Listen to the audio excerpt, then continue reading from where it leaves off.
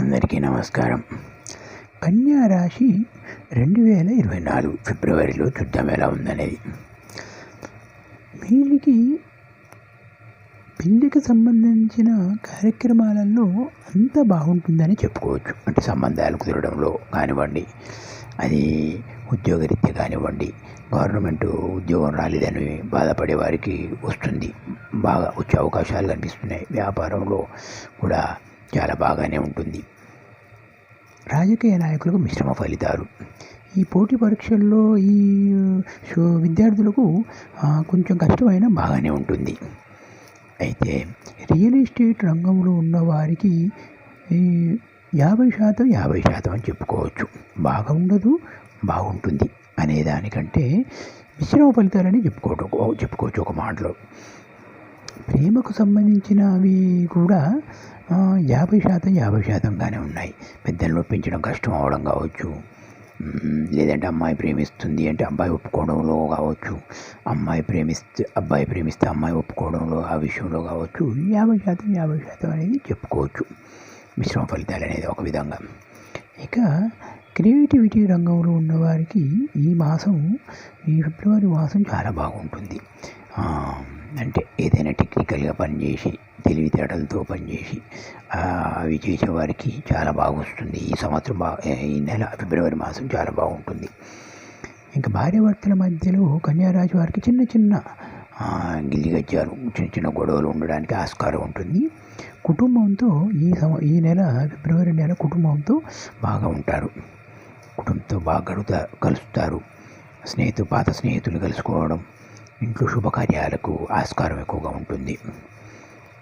ఇక వ్యాపారస్తులకి 75% బాగానే ఉంటుంది. అంటే ధనానికి సంబంధించి ఎటువంటి లోటు ఉండదనే ఒక మాటలో చెప్పుకోవచ్చు. కొత్తగా వ్యాపారం పెట్టేవారికి కూడా సడన్గా ఈ నెలలో పుంజుకునే అవకాశాలు కూడా కనిపిస్తున్నాయి. ఇంకా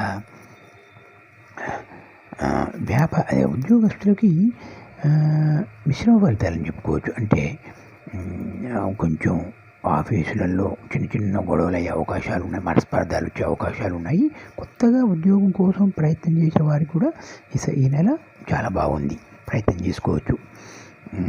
అన్నిటికంటే ముఖ్యమైనది ఏంటి అని అంటే, ఇప్పుడు భార్యాభర్తలకు సంబంధించి ఎక్కువ కోపతాపాలు పోకుండా ఉండడం మంచిది.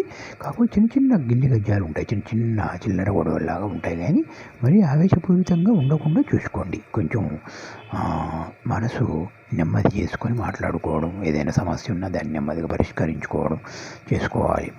అందువలన మన కుటుంబంలో ఎటువంటి చికాకులు లేకుండా మనల్ని మనం కంట్రోల్ చేసుకోగలుగుతాం. అందుకోసం కాస్త మనసుని శాంతింపజేసుకోవడం ఉత్తమం.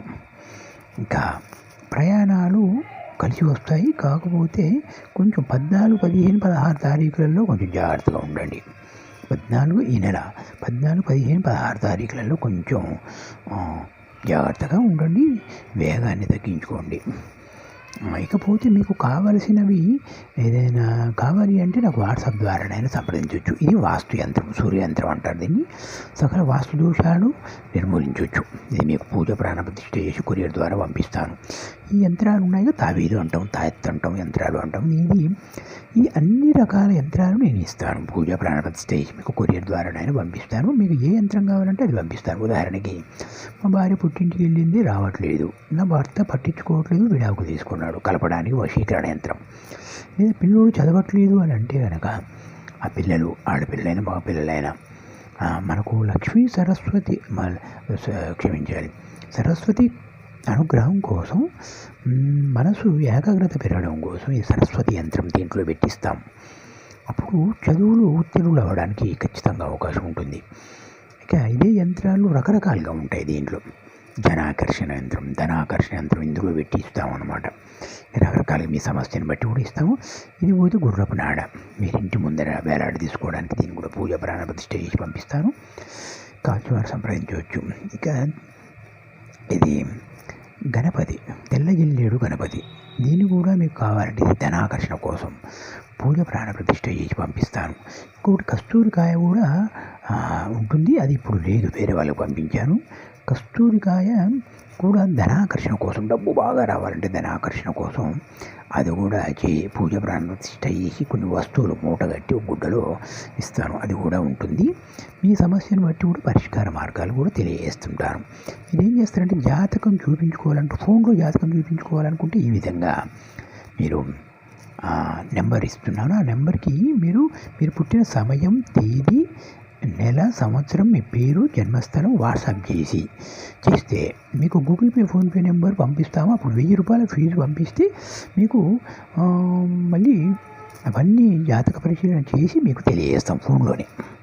అది శుభం.